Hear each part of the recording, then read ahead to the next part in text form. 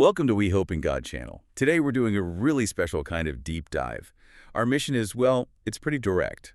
We're taking a single, powerful passage of Scripture, a nugget of wisdom that you, our listener, shared from your quiet time, and we're just going to try and extract every bit of grace and insight from it. That's the goal, exactly. We're trying to turn that personal moment into, a shared journey of discovery. Yeah, and we aren't just here to review ancient history. Not at all. We are synthesizing the eternal principles inside this text, seeing how God's unchanging faithfulness speaks right to our modern struggles. We want this deep dive to be a shortcut, really, to revealing the reality of God's love and grace. Especially when we feel that pressure to perform, right? Precisely. And our journey today is rooted firmly in the book of Deuteronomy. And it tackles what might be the single biggest struggle for all of us. That constant low-grade anxiety that comes from wanting to be, self-righteous. Yes. It's all about recognizing where our blessings truly come from. This passage is, I think, the ultimate antidote to human pride. It was delivered thousands of years ago, but it feels like it was written for today. Okay, so let's unpack this. We have to start exactly where the Scripture places us, right? Yeah.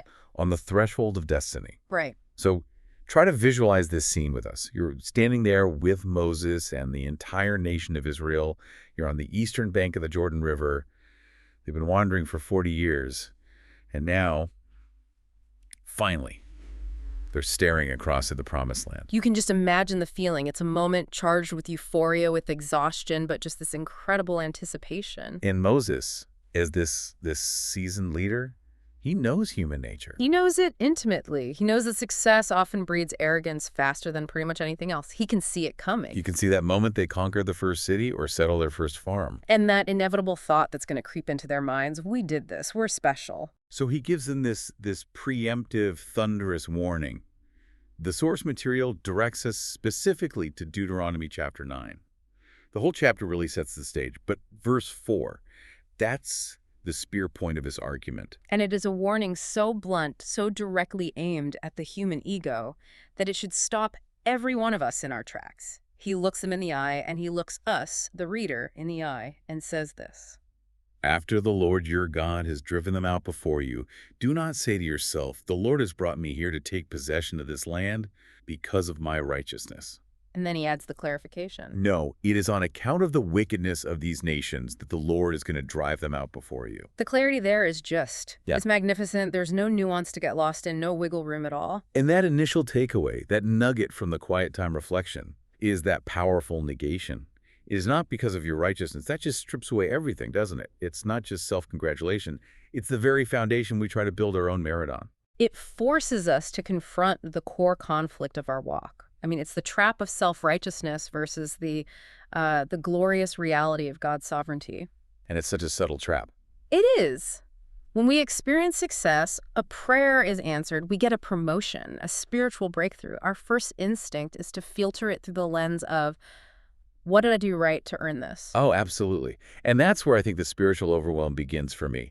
I feel that pressure constantly, this feeling that God won't use me unless my quiet time was perfect yesterday, Or my giving was generous enough, or my moral performance was flawless. Exactly. And Moses is speaking right into that performance anxiety, isn't he? He is delivering an eternal guardrail. The Israelites were about to see miracles, and they had a history they could so easily twist into this narrative of being exceptional. So give us some detail on that. What was the historical trap they could have fallen into? Well, they could easily look back at their patriarch, Abraham. They could say, look how God blessed him. He must have been uniquely special. But if you actually dive into the text, you remember Abraham wasn't perfect. Not by a long shot. Twice, he lied about his wife Sarah being his sister.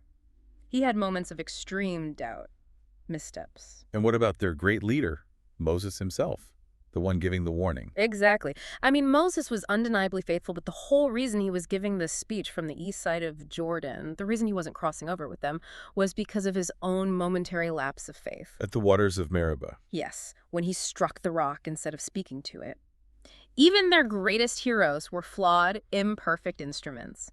They were chosen and used despite their flaws, not because they were so exceptional. And yet the ultimate deception would be to look at the powerful Canaanite nations they were replacing and think, we're better than them. we are morally superior, so we deserve this land. And that is the absolute peak of self-righteousness. Moses just tears that whole structure down. He says explicitly that their possession of the land is not tied to a single ounce of their inherent goodness or moral superiority. So if it wasn't their righteousness, what were the real reasons? This is where the text starts to reveal the mechanics of God's grace and sovereignty. It lays out a twofold reason. The first is rooted entirely in God's faithfulness. Faithfulness to his promises. To his promises. The whole movement was driven by that ancient covenant he made long ago to Abraham, Isaac, and Jacob. It was a promise of land, of descendants, and crucially, that Abraham's family would become a source of blessing to all nations. So God was just fulfilling an oath. An oath he swore to himself. He was demonstrating that his character is trustworthy, completely separate from Israel's behavior at that moment. So, reason one, God keeps his word. Okay, but hold on. If God is loving and faithful, how does that square with reason number two? The command to displace, even wipe out entire nations. That's the part of the text that's really hard for a lot of modern readers. And that's where the second reason God's judgment comes in. And it forces us to appreciate the concept of divine impartiality. Moses is crystal clear about it. He says, it is on account of the wickedness of these nations. That the Lord is going to drive them out before you. So the Canaanite nations were being judged for their active, systemic wickedness. The text in other places, like Genesis, even suggests God delayed this judgment for centuries, giving them time. But when their wickedness reached its full measure, Judgment was inevitable. And God uses Israel as the instrument of his justice. But the staggering insight here, the thing that unlocks humility, is that God applies the standard consistently. Okay, what do you mean by that? He is the ultimate director of history, upholding justice and executing promises. And we know this principle is applied consistently because, well, what happened to Israel later on? They didn't keep the land forever. They didn't. When the northern kingdom, and then later the southern kingdom, adopted the same patterns of idolatry and injustice, what happened? They were judged. They were judged. The north fell to Assyria, the south to Babylon. Wow. That connection is it's really powerful. So God's standard is absolute. He judged the Canaanite nations for their sin, and he later judged his own chosen people for their sin. It was never about national favoritism. It was about universal justice rooted in his character. That's the sovereignty we have to rest in. A powerful, powerful lesson in God's impartiality. He is faithful to his promises, but he is equally just in responding to sin, no matter who commits it. Which sort of reframes the entire purpose of our quiet time reflection, doesn't it? If everything's success, salvation is rooted in God's faithfulness and grace, what does this ancient warning actually mean for us today as we walk with Christ? Well, it shifts our focus completely away from our internal performance metrics. The practical application is clear. The goal is to stop living life trying to prove our moral worth, to stop building a foundation on our own righteousness, which is it's exhausting and unstable. I think we see modern forms of this all the time. It's not about conquering nations, but maybe it's using social media to, validate our spiritual life. Or equating our knowledge of theology with being morally superior to others. Right. How does Moses' warning cut through all that noise? It forces a change in our gaze. When we're tempted to measure ourselves by any of those metrics, church attendance, prayer frequency, just feeling better than someone else, we are relying on the exact same self-righteousness Moses warned against. So the ultimate relief here is that the pressure It's off. It's entirely off. Precisely. Instead of trusting ourselves, the application is to fix our eyes squarely on the faithfulness of God and on the one who fulfilled the law for us. And that humility then directs our actions. Yes. We're encouraged to humbly seek the Lord's will, to look specifically to Jesus. He is the ultimate expression of God's faithfulness and grace. That feels like the essential insight for our daily walk. When we finally acknowledge that our success, our strength, our salvation, it's not because of our righteousness, that it is all grace. We create the space to actually receive and recognize the immense unearned love that's poured out for us. It's freedom from the burnout of trying to be good enough. It allows us to trade anxiety for gratitude. Our response becomes obedience that's rooted in a grateful acceptance of his finished work. Not a performance rooted in anxiety. Yes, not in the anxious hope of meriting his favor. This text is a profound reminder that he doesn't need our perfection. He only asks for our humble dependence. So as we wrap up this deep dive, let's just take one last look at the power of Deuteronomy 9, verse 4. It strips away self-reliance, it dismantles our spiritual pride, and it redirects our gaze toward God's unfailing promise and his sovereign plan. It really is a light for the quiet time. May this truth settle deeply within you. We really hope this reflection encourages you to have a precious day, walking in humility, resting in God's faithfulness, and being renewed by His love. Embrace the reality that your standing with God is based entirely on His perfect character, not your imperfect efforts. What a profound truth to carry with us. So here's something for you to mull over in your own reflection time. If God's actions are always rooted in those two consistent pillars, His faithfulness to His promises and His justice in judging sin, how does truly internalizing that idea change the type of prayers you pray for yourself and for the world around you? If it's all about His consistency, Right. What pressure can you finally release? keep reflecting and keep diving deep into the grace of the text. See you next time.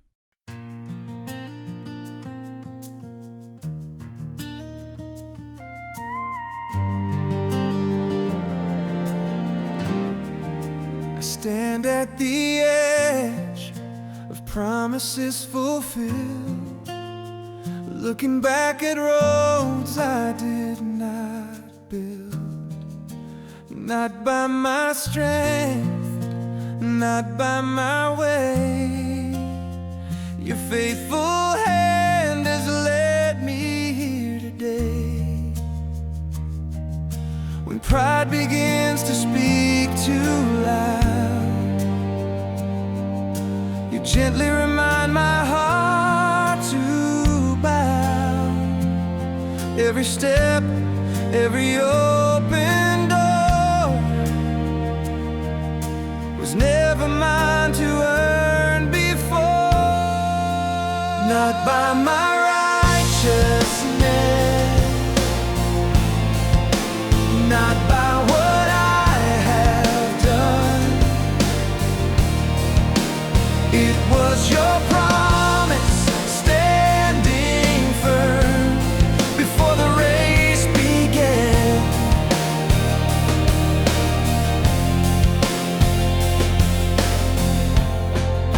I stand at the edge, promises fulfilled, looking back at roads I did not build.